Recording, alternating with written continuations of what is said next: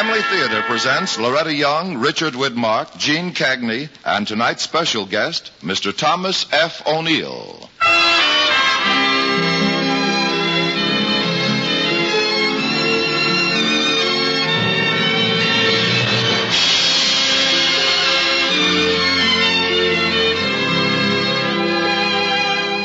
From Hollywood, the Mutual Network, in cooperation with Family Theater, presents Talk About the Weather, starring Richard Widmark and Gene Cagney. Now, here is your hostess, Miss Loretta Young.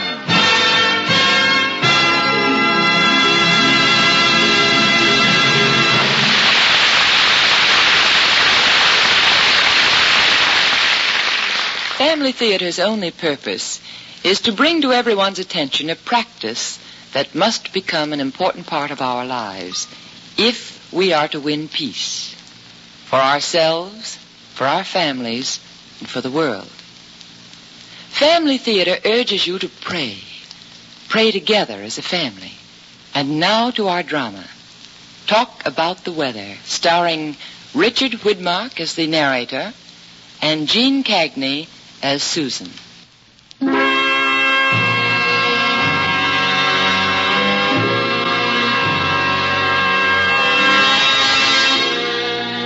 God, look at the peach trees in my meadow. If it keeps up like this, there won't be anything left of this valley. God, you just got to make it rain. You've just got to.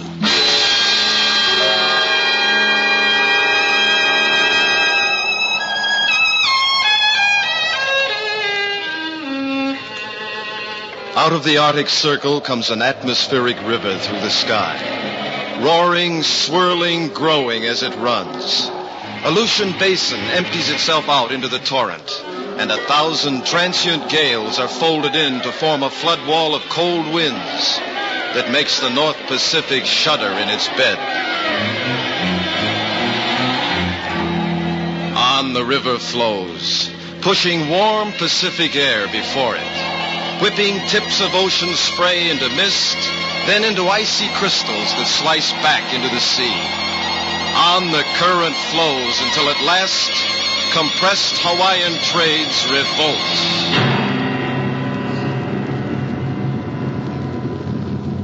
and mark a battle start by hurling million-volted spears of light into the sea.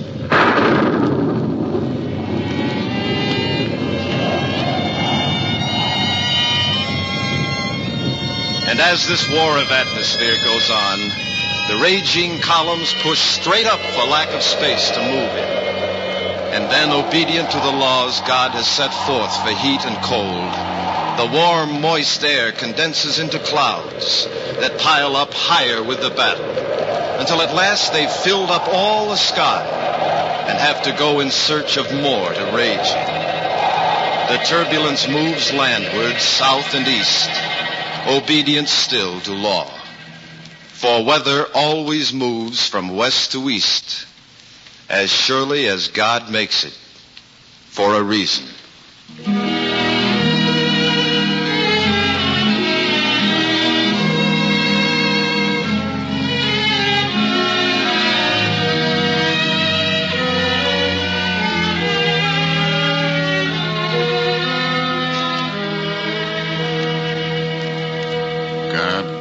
Look at those peach trees in that meadow. Lord, you've just got to give us some rain. There won't be anything but dust left in this valley. Please, God, just give us one good rain. I know, Lord, maybe I've done a lot of things in my time to cross you. Guess there wouldn't be many who could say they haven't. Maybe I've got it coming, but you've got nothing against trees and alfalfa. They can't take any more dry spell, Lord. Perhaps it's this man praying for rain that sets the hand of God at stirring up the winds to change the atmosphere to weather. Maybe this man of the thousands who are like him, who lean on corral fence of their own, bombarding heaven with petitions. Perhaps it's this man's call that causes God to draw air from the polar cap and build a running storm 1,200 miles away. A storm to grow alfalfa, water peach trees, and bring new life to even more important things. I guess you know how much we need it, Lord. Howdy, John. Oh, Jim Littlehorse. Good to see you. Come on over. Well, let me reach this basket. Brought you and the wife a little preserves. Not much, but the missus had too many jars of apricot, and we kind of thought, well, here you are. I'm supposed to bring the basket back. Well, that's mighty kind of you, Jim. And my thanks to Mrs. Littlehorse. But I mean, well, we aren't exactly... It ain't charity, Joan. I'm trying to get rid of it. Ain't you ever had too many jars of apricot? Yeah, I guess I have. Thanks a lot, Jim. Well, I ought to be thanking you. I was getting so as I couldn't look an apricot in the face. Where's your stock? I'll let him out into the big meadow. I want to see if I can get some meat back on him. Put him in new alfalfa? Oh, what's the difference? Unless we get a good rain, it's not going to get tall enough to cut anyway. That you, Jim Littlehorse? Howdy, Miss Farrell. I'd appreciate you not making quite so much dust when you drive in. This house is hard enough to keep clean as it is. Sorry, ma'am. Honey, Jim brought us some preserves. Whole basket, apricot. Oh, I'm sorry if I was sharp with you, Jim. It's all right, Miss Farrell. This is the weather for it. You say hello to your wife for me and thank her for the preserves. I will. And I'll mend the dust on my way out. Kind of edgy, huh? She's been that way for a couple of weeks. She wants me to sell out, Jim. That's about all she ever talks about now. Want you to sell? Yeah. You kids are pretty much in love? Pretty much. Then take the advice of an old Indian and sell. Huh. Not even married 2 whole years yet. She's hardly more than a bride, Joan. Maybe she's not about to see things the way we do. It can be awful hard to make a woman understand that the good in this kind of living more than makes up for the bad. Yeah, if she could only have a little of the good. Since I brought her here, it's been either freezing cold or blazing hot. If she could see it the way it ought to be, just once. With the meadow tall and green and juicy fat freestones on those trees. Just one normal season and a good harvest so I could buy her something nice. Well, I could do a rain dance if you think it'd do any good. I hate to see you hopping around the dust, you old crowbait. Don't you ever call us Arapaho crowbait. We've been Comanche bait and Sioux bait once or twice back in the old days, I guess, but never crow. So you've been doing a rain dance of your own, eh? Yeah, you might call it that. See that little smudge of cloud over there? Well, I've been trying to pray it into a storm. Then when it gets to be a storm, I'm going to try praying it over this way. You are, huh? Well, Johnny, you can stop wasting your time on that cloud. I've been watching it half the morning. That one's never going to grow up to be anything. Even if it did, it's going the wrong way. But I'd keep up the praying. Maybe with you and me and everybody else in the valley doing it, we'll get a little action, huh? Not everybody in the valley, Rancher. There's one among you praying against the rain. Oh, God.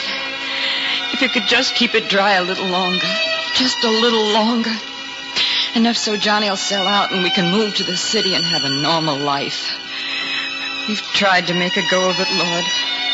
You know we've tried, but it's making us old before our time. And I get so lonely, Lord.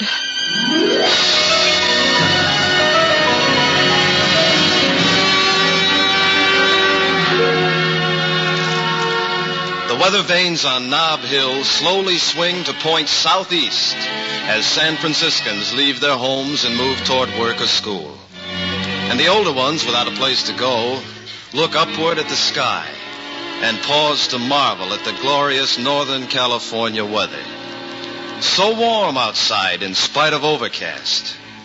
And schoolboys notice other things, like smoke that falls from chimney tops to settle near the street. Now, shouldn't smoke go up? And why does every noise sound loud that didn't seem very loud yesterday? And drivers wonder at the moisture on their steering wheels, while annoyed pedestrians consider clothes stuck to their backs. It surely wasn't warm enough for that. Preludes these things are to coming weather. God's answer to some prayers he heard 1,200 miles away. It's been said that faith can move a mountain. And if anything were needed for a proof, the atmosphere from Point's conception to Delgado would be evidence enough. Not a mountain, but a continent was moving. High, white, thundering continent with ridges, mountain ranges, domes, and mesas built of air and water, being moved by faith and tailwinds at 40 miles an hour toward the valley of San Luis.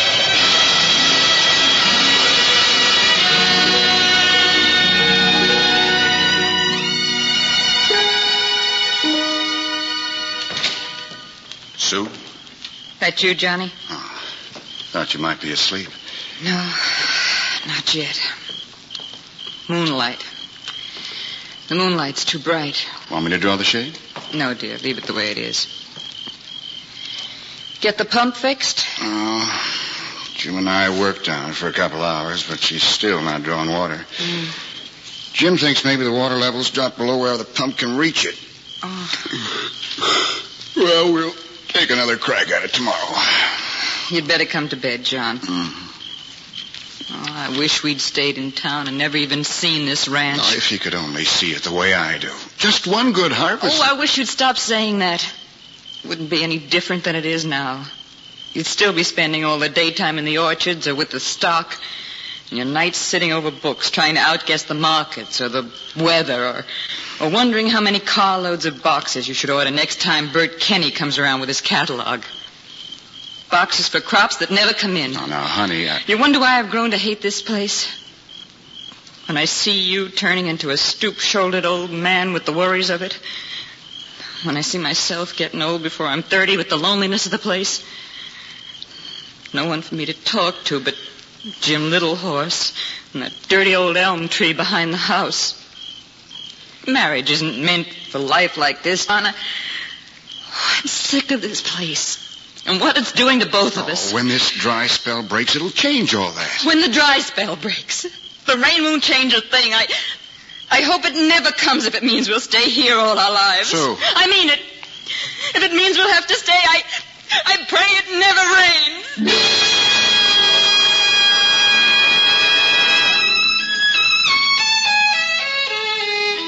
A driving, supersaturating rain beats down on forewarned but disbelieving Californians, while snowplows push their 10-foot shares through drifts on Donner Pass. Nevada's getting wetter by the minute, and the Salt Lake Airport Tower warns its pilots to expect inclement weather. There's promise of a harvest moving eastward. And a man in San Luis standing in the moonlight doesn't see the halo round the moon, or feel the gentle shifting of the breeze. And God, please don't let her pray against us. If she really wants to move, I'll try to figure some way. But please let her see the place look good, just for one season.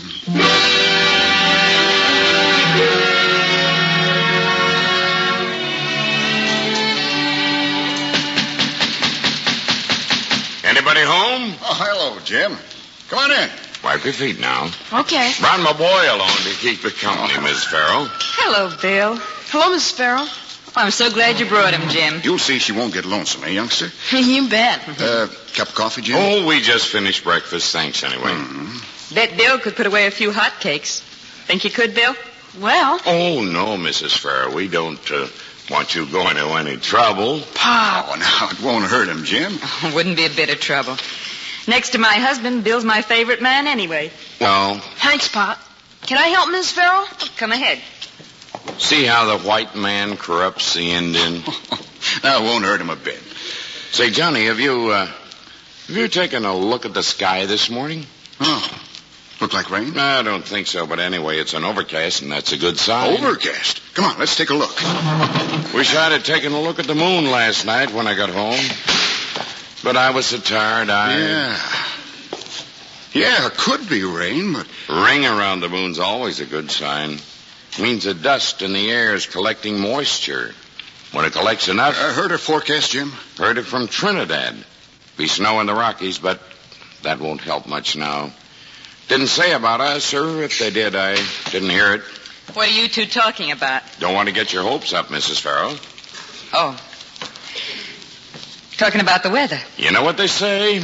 Only two kind of people try to outguess Colorado weather. Fools and tourists.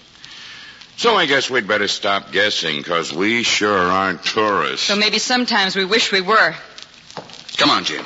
Let's take another look at that pump.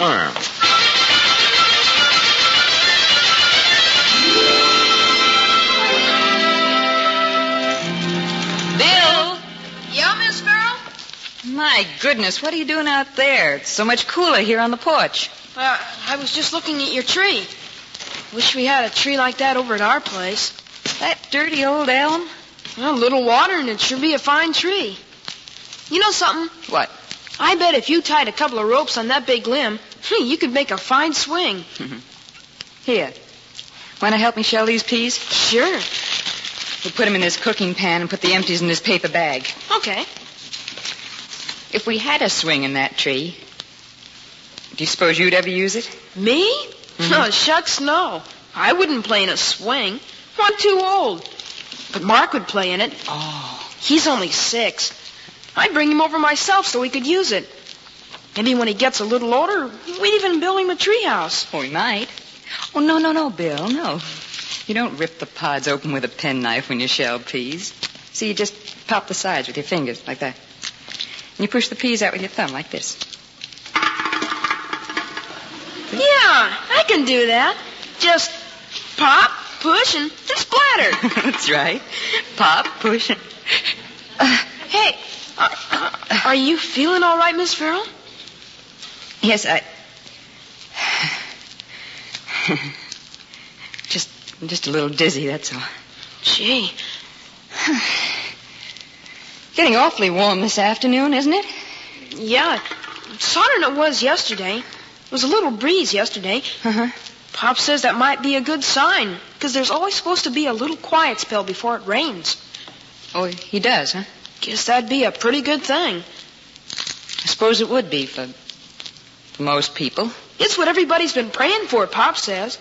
He says the folks in San Luis Valley are raising such a ruckus in heaven that, well, that God ought to make it rain like everything. Bill. Huh? Suppose there was someone praying for the rain to stay away. Oh, nobody'd do that. But suppose there was. Somebody with a good reason. Who tried to lead a good life and had never really asked for anything before. Wouldn't God hear that person, too? Yeah, I guess he'd have to, if he was going to be God. Guess he'd have to hear everybody. Then there'd be somebody who didn't get what they prayed for. Oh, he'd probably make it up to him. Make it up to him? Oh, sure, he could give him something better. Maybe something so good you haven't even asked about it. Gee, that sure would be a swell tree for a swing. For Mark? Yeah, he'd like it. It'd make him laugh. Suppose you'd bring your sisters over, too, if we had one. Bring my sisters? But they're girls. Well, I'm a girl. Well, yeah, but you're different, Mrs. Farrell. Different? How? Oh, I don't know. Just different, I guess. Don't you like your sisters, Bill? Oh, I like them all right. But they always want to play girls' games. Oh. My little brother, Mark, he'll be grown up in a couple of years. He's 6 now. When he gets to be 8, Pop says he can go with us when we go fishing. And then when he catches on about the water and learns how to swim, me and him can go alone. Well, we'll have a lot of fun together when he gets old enough. Gee, I wish he wasn't so young. Bill, don't you wish sometimes that you lived in the city? Where there are other little boys and lots of things to do. In the city? Yeah. Oh, gee, Mrs. Farrell. I don't see why anyone would want to live in the city when they can live here. I sure wouldn't want Mark to have to grow up in the city. No? Oh, he's only a baby, ma'am. This is the best place in the whole world for babies. But, gee, 2 years. You know something, Miss Farrell? No. A fella can get awful tired of waiting. Oh. I know what you mean, Bill. A fella can get awful tired of waiting.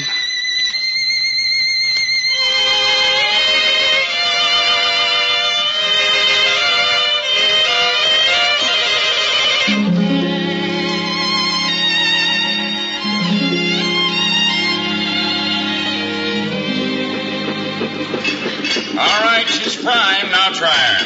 Here goes. Well, it'll take a little time to get up there if she's pulling any water at all. What do you think, Jim? Oh, I think maybe the water table's dropped lower than where this pump can reach it. Well, no more irrigating. Might not be. Give her a few seconds. Given any more thought to sullen? Wait. If there was anything down there, it'd be up here by this time. Jim, I've got nothing left to sell. Just between you and me and the bank, that freeze-out last year just about finished me. If we're going to have a dry-out this year, well, you'll be getting new neighbors. Anything I can do, Johnny? No, I guess not. One good season would pull me out. Unless I get it... Does the wife know? No, I haven't had the heart to tell Wait. her. Listen. Hear anything? Sounded like... Mr. Farrell! Mr. Farrell! Come quick, Mr. Whoa Farrell! there, whoa, Bill. What's wrong, son? It's Mrs. Farrell. We were just sitting on the porch when she just upped and fell over.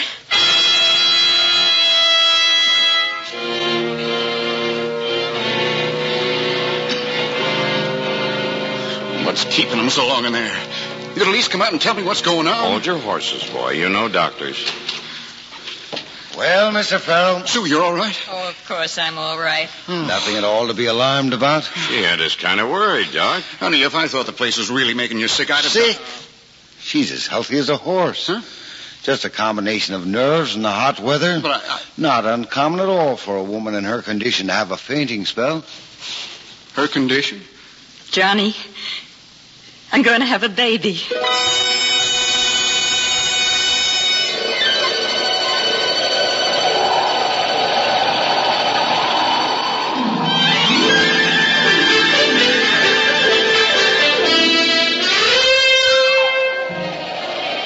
There's rain now in the San Luis Valley. A steady, saturating rain that fills the soil with moisture. And in falling, washes all things fresh and clean. And in the Rocky Mountains, snow is swirling down to lodge itself among the pines, where it will stay until spring warmth turns it into water and sends it in a million small cascades to replenish water tables on the plains. Yes, San Luis has its rain, but 2 nights and a day.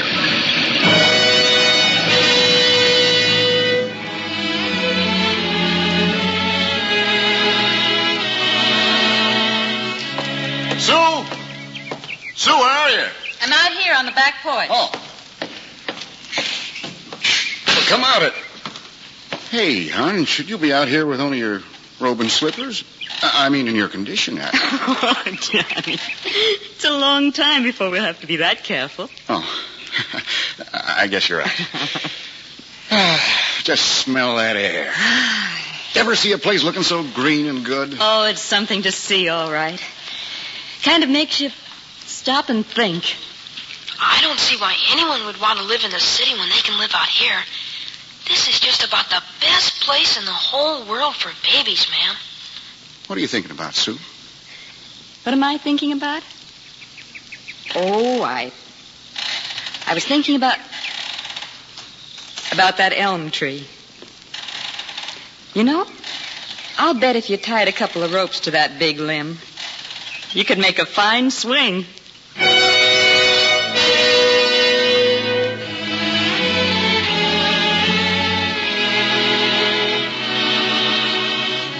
The storm has gone away from San Luis Valley, moved on perhaps to help Nebraska's wheat, to spice the soil for planting in Missouri, or turn an Appalachian fire into steam. And it's tempered in its journey from the sea.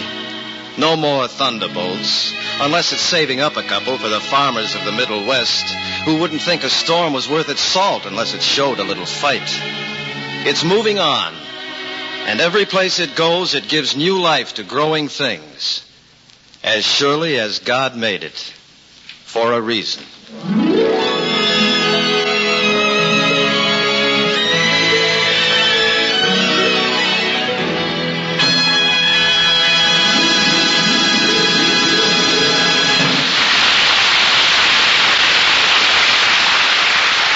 And now, friends, to speak for all of us who appear on Family Theater each week, Miss Loretta Young. Thank you, Richard. Family Theater, as you know, is devoted to furthering the very wholesome, very necessary practice of family prayer.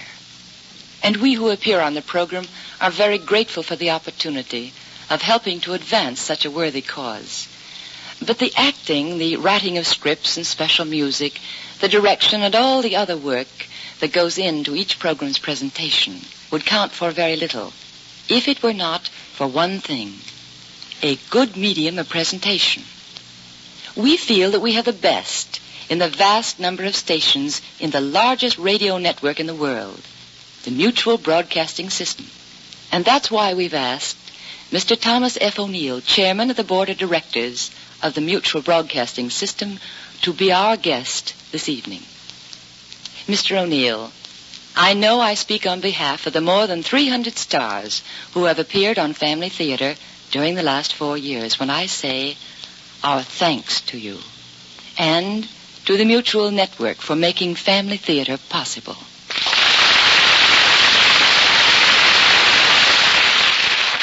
Thank you, Loretta. But I feel the situation should really be reversed.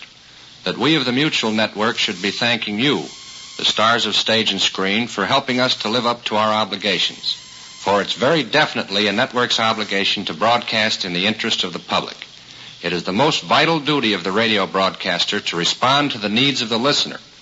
I hope it can never be said that Mutual does less than its best to ensure the radio audience of anything but the finest in public service broadcasting.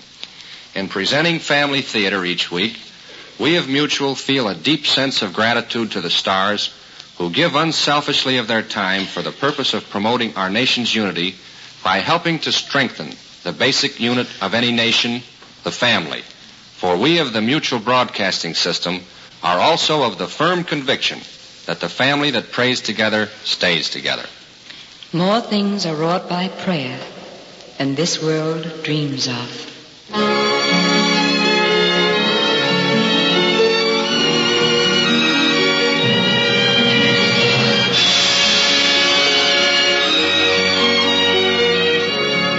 From Hollywood, Family Theater has brought you Talk About the Weather, starring Richard Widmark and Gene Cagney. Loretta Young was your hostess. Mr. Thomas F. O'Neill, Chairman of the Board of the Mutual Broadcasting System, was tonight's special guest. John Stevenson was featured as John. Others in our cast were Ken Christie, Michael Edwards, and Jim Nusser.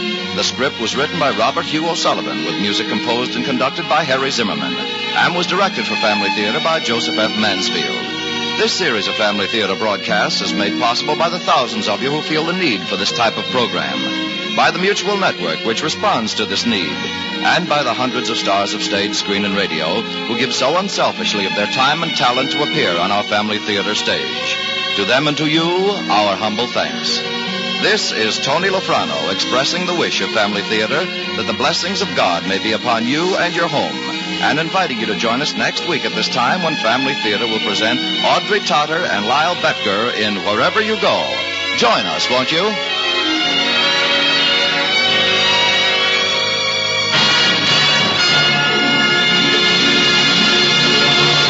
Portions of tonight's program were transcribed. This is the Mutual Broadcasting System.